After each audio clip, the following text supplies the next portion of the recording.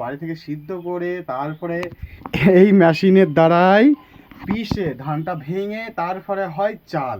মানে বুঝতে পারছেন চাষি কতটা প্রসেসিংয়ের পরে একটা চাল হয়, ধাপে ধাপে ধাপে ধাপে তারপরে গিয়ে চালটা হয়, তারপরে গিয়ে আপনারা খেতে পারেন বা আমরা খেতে পারি। বুঝতে পারেন? এইগুলা হলো ধান গাছ, ঠিক আছে?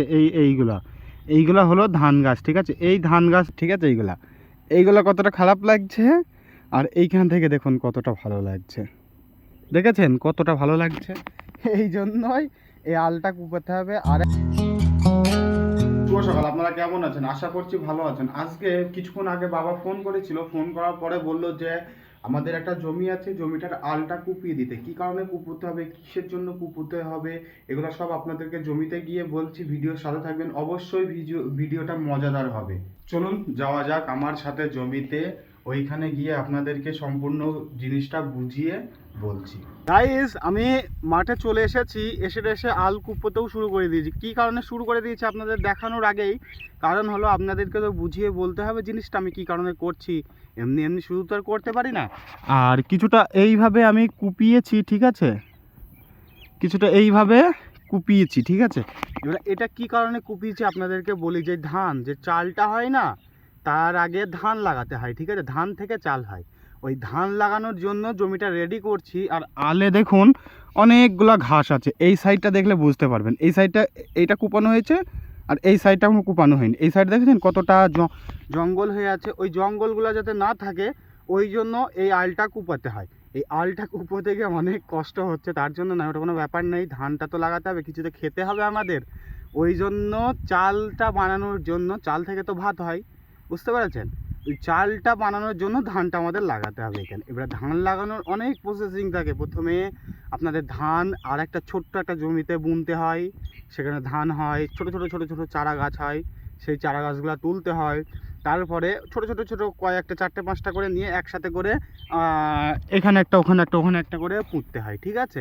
তারপরে গিয়ে সেই ধান গাছটা বড় হয়, তারপরে সেই ধানটা কাটতে হয়, তারপরে সেই ধানটা বাড়ি নিয়ে যেতে হয়, বাড়ি নিয়ে গিয়ে সিদ্ধ করতে হয়। যেগুলো আমার আগের ভিডিওতে আছে, আপনারা দেখলে বুঝতে পারবেন। যদি আপনারা পুরাতন সাবস্ক্রাইবার হন বা আমার পুরাতন ভিডিওগুলো দেখেন, তারা হয়তো বুঝতে পারবেন। যারা নতুন দেখছেন তাদের একটু বুঝতে অসুবিধা হবে। আমি তাদের জন্য আর একটা কথা বলি যে এটা মাথায় রাখবেন, ঠিক আছে? যে ধান প্রথমে ছোট ছোট চারা গাছ হবে, তারপরে সেই চারা গাছগুলো তুলে ফের আলাদা করে বসাতে হবে, তারপরে গিয়ে ধান হবে, সেই ধানটাকে সিদ্ধ করতে হবে, হ্যান ত্যান অনেকগুলো প্রসেসিংয়ের পরে তারপরে গিয়ে একটা চাল ভালোভাবে তৈরি হয়। এটা হলো মেন বিষয়। আর বাকি আলটা অর্ধেক নয়, কখনো জমির 10% আলু আমি কুপাতে পারিনি, এটা হলো মেন বিষয়। তবে চেষ্টা করছি কতটা হয় আপনাদেরকে দেখাচ্ছি। গাইজ, এইখান থেকে আপনাদের দেখালাম কতটা ঝড় ছিল, আর এখন দেখুন কতটা পরিষ্কার হয়ে গেছে, দেখেছেন? মানে ফাওড়া চালালেই পরিষ্কার হয়ে যাচ্ছে। ভূমিটা দেখতেও ভালো লাগছে। এই জায়গাটা দেখুন কতটা সুন্দর লাগছে এখান থেকে। এই দেখুন সুন্দর লাগছে, ঠিক আছে? আর এইখানটা তো সুন্দর লাগছে। আর এই জায়গাটা দেখুন, এটা আলের ধার, ঠিক আছে? এইগুলা কতটা খারাপ লাগছে আর এইখান থেকে দেখুন কতটা ভালো লাগছে। দেখেছেন কতটা ভালো লাগছে? এই জন্যই এই আলটা কুপাতে হবে। আর একটা কারণ হলো, যদি আলটা না কুপাই, আলের ঘাসগুলা কিছুদিন পরে আমরা এই ভূমির জল মানে পানি ছাড়বো, পানি ছাড়ার পরে কাদা করব, তখন কি হবে, কিছুদিন পরে ধান লাগানোর কিছুদিন পরে আল থেকে ঘাস বাড়াবে। আর ঘাসটা যাতে বার না হয় ওই জন্য এই আলটা কুপিয়ে দিচ্ছি। আলের ঘাসগুলো মারা যাবে, তারপরে আর আল থেকে ঘাস বার হয়ে ধানে ডিস্টার্ব করবে না। ওই জন্য আলটা কুপানো মেন কারণ ওইটা। মানে বিশাল শক্ত মাটি ছিল, ওই জন্য আজকে কিছুটা কুপালাম, কালকে আসবো, কালকে কিছুটা কুপাবো, তারপরে পরশুদিন আসবো, কিছুটা কুপাবো। একদিনে সব কুপাতে পারছি না, অনেক টুকা জমি তো একদিনে পারা যাচ্ছে না। বাট ঠিক আছে, চেষ্টা করলে হতো। কিন্তু আজকে একটু টুইস্ট আছে যে এখনও পর্যন্ত আমার এডিটিং হয়নি গো।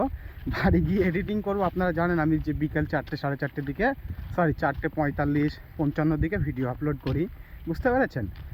ওই জন্য এখনও পর্যন্ত এডিটিং হয়নি। বাড়ি গিয়ে এডিটিং করতে হবে, এডিটিং করতে গিয়ে অনেক টাইম লাগবে। ওই জন্য আজকে চলে আসলাম। মনে করছি কালকে সকালে ভোরের দিকে নয়, আপনাদের এই 5টার দিকে, 5টা তো ভোরই হলো, ওই যা হলো ওই সময় আসবো। আসার পরে মনে করছি কুপাতে শুরু করবো 9টার অবধি, ঠিক আছে? তারপরে বাড়ি গিয়ে খাওয়া দাওয়া করে নেবো। আজকে সেরকমভাবে কোনো প্ল্যানিং ছিল না, কালকে বাবা যদি বলতো তাহলে আমি রাত্রেবেলা এডিটিংটা করে রাখতাম। আজকে হঠাৎ করে বাবা ফোন করে বলছে যে আলটা কুপোতে আসতে, ওই জন্য কোনো প্ল্যানিং ছিল না বলেই আজকে ওই যে হলো না, কিছুটা কুপিয়েছি, কুপাইনি এটা নয়, কিছুটা কুপিয়েছি, ভালো করেই কুপিয়েছি। ওই জন্য আজকে আর পারছি না ততটা, মানে পারছি আমি, আজকে ঠিক এনার্জি আসছে না, বুঝতে পেরেছেন? ওই জন্য আজকে চলে আসলাম বাড়িতে। এখন আসেনি পৌঁছায়নি, বাট পৌঁছে যাবো আর কিছুক্ষণের মধ্যে। যেই কারণে কুপাচ্ছি সেই কারণটা আপনাদের দেখাই, ঠিক আছে? এই দেখুন, এইগুলা হলো ধান গাছ, ঠিক আছে? এইগুলা হলো ধান গাছ, ঠিক আছে? এই ধান গাছগুলা বড় হয়ে এগুলো ছোট ছোট, আপনারা বুঝতে পারছেন না, মনে হচ্ছে যেন ঘাস এগুলো, ঠিক আছে? কিন্তু এগুলো ঘাস নাই, ঠিক আছে? এই গোটা জমিটাতে ধান আছে, ঠিক আছে? তা এইগুলা হলো ধান গাছ, এগুলো বড় হয়ে ধান হবে, ঠিক আছে? এই জমিগুলোর ধানটা নামলা নাই, ফার্স্ট মানে কিছুটা ফার্স্টভাবে লাগানো আছে, ওই জন্য এরকম। আর এই জমির আলটা দেখেছেন কতটা বড় হয়ে আছে? আর এই দেখুন এই ঘাসগুলো নতুনভাবে জন্ম নিচ্ছে, দেখেছেন? এবার এই ঘাসগুলো যাতে জন্ম না, ইনি কী করেছে, কুপায়নি, ঠিক আছে? জমিটা ইনি যদি কুপায় তো তাহলে এই ঘাসগুলা এত ফাস্ট জন্মাতো না, বুঝতে পেরেছেন? এই ধানগুলা, এই যে ধানগুলো আছে, এই ধানগুলা বড় হয়ে যাওয়ার পরে এই ঘাসগুলা জন্মাতো, তাহলে কোনো প্রবলেম হতো না। কিন্তু যদি এখন দেখুন এই ধানগুলা সবে কিছুদিন আগে লাগিয়েছে, কিন্তু ওই ঘাসগুলা, এই ঘাসগুলা বড় হয়ে গেছে, দেখেছেন? এবারে এই ঘাসগুলা যদি ছোট অবস্থাতে, এই ধানগুলা ছোট অবস্থাতে যদি ঘাসগুলা বড় হয়ে যায়, তাহলে কি হবে, এই ধানগুলা, এই আলের ধারে যেসব ধানগুলো আছে, ঠিক আছে, এই ধানগুলা নষ্ট হয়ে যাবে। ওই জন্য আলটা কুপানোর দরকার আছে, প্রয়োজন আছে, ওই জন্য কুপানো হয়। আর তাছাড়া মেন প্রবলেম হলো আমাদের কুপাতে হতো না, আমাদের ট্র্যাক্টর আছে।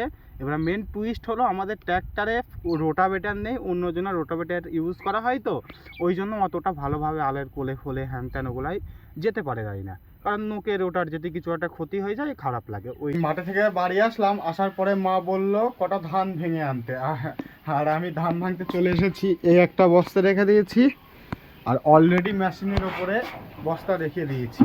আজকে আর একটা জিনিস আপনাদের বলি, ঠিক আছে?